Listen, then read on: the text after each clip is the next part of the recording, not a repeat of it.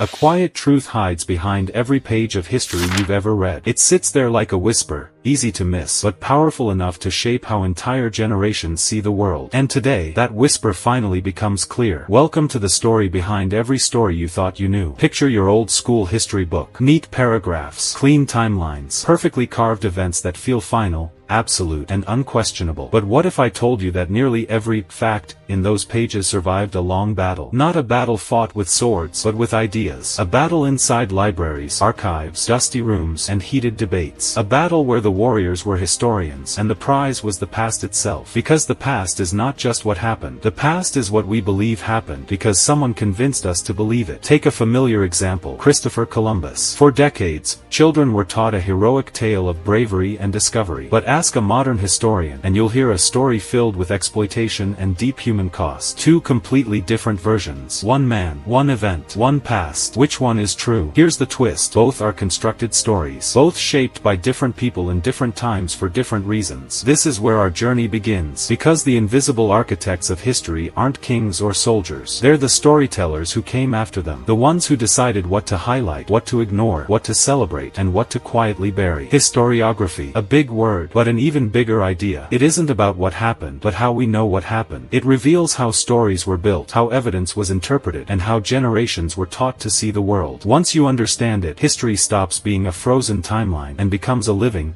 breathing conversation. Imagine standing in a massive library filled with thousands of books about the same event, say, World War II. One book says the war was inevitable. Another blames politics. Another praises leaders. Another criticizes them. Same war, same dates, different stories. This is not a mistake. This is how history works. Because every historian carries a lens shaped by their culture, their beliefs, their politics, and the time they live in. People in different centuries ask different questions and get different answers. Think of 10 people watching the same movie from 10 different seats. They're all watching the same film, but every angle gives a slightly different view. History works exactly like that. Let's travel back to ancient Rome. For centuries, Emperor Nero was remembered as a monster, the man who played music while Rome burned. But when modern historians re-examined letters, coins, and timelines, they found something shocking. Many early writers had political motives. Some weren't even alive during his reign. Some repeated rumors. Others exaggerated. Suddenly, the villain of history didn't look so simple. And this happens everywhere. History is not a photograph. It's a constantly evolving documentary. And the directors are historians. Now, let's step deeper into their workshop. How does a historian actually build a narrative? They begin with evidence, diaries, documents, artifacts, bones, ruins. But here's the secret. Evidence never speaks for itself. A letter doesn't announce, this person was good. A ruin doesn't tell you, this city fell because of war. Historians interpret. They compare. They debate. They argue. And two historians, looking at the same evidence, can tell two totally different stories. Take the fall of the Roman Empire. Some historians blame economics. Some blame politics. Some blame climate. Some say Rome didn't fall, it simply changed. No one is lying. They're interpreting through different lenses. And here's the uncomfortable truth. The story that wins often depends on who has the power to tell it. For centuries, history was written by kings, governments,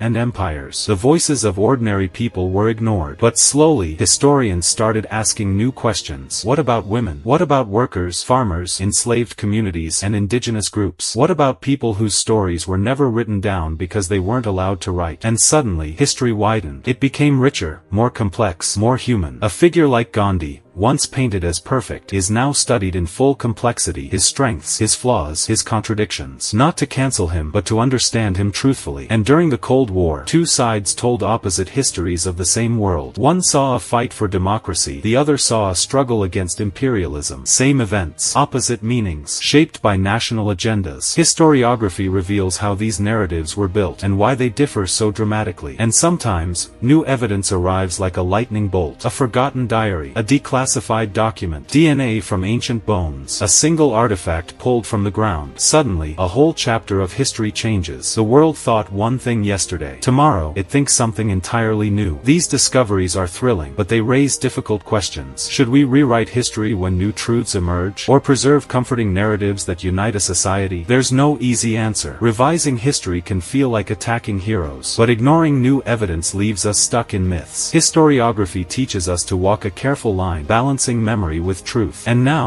this journey comes back to you. You live in an age where information is everywhere, but so is misinformation. Narratives are constantly being shaped, twisted, repackaged, and sold. Understanding historiography is not just academic knowledge. It's a superpower, because once you understand how history is constructed, you'll question more. You'll notice bias. You'll spot agendas. You'll recognize when someone is shaping a story rather than telling the truth. You won't be easily misled. You won't accept facts blindly. And you'll see the past not as a completed story, but as a complex, evolving puzzle. The past may be behind us, but the way we understand it is still being written. And now, you're part of that story. Now that you understand how the past is constantly being interpreted, revisited, and reshaped, there's one more question that matters more than any other. What does this mean for you, right now, living in the present? Because whether you realize it or not, the way you see the world today, your opinions, your beliefs, even the stories you grew up trusting, are all shaped by the same forces that shape history. Perspectives, biases, narratives, interpretations. And once you learn how these forces work, something extraordinary happens. You begin to read history the way a historian does, not as a finished story, but as a vibrant, unfolding conversation. But let's step back for a moment. Throughout human history, societies have always believed their version of the past was the correct one. Every empire wrote the story in its own favor. Every revolution retold events to justify itself. Every nation polished its victories, downplayed its failures, and reshaped its heroes. The truth is, history is one of the most powerful tools a society has. Because if you can control the way people understand their past, you can control the way they think about their present, and even how they imagine their future. That's why learning historiography isn't just an academic skill. It's a form of protection, a shield against manipulation, a flashlight guiding you through the fog of information. So let's talk about the biggest challenge and the biggest opportunity of our modern age. We're drowning in information.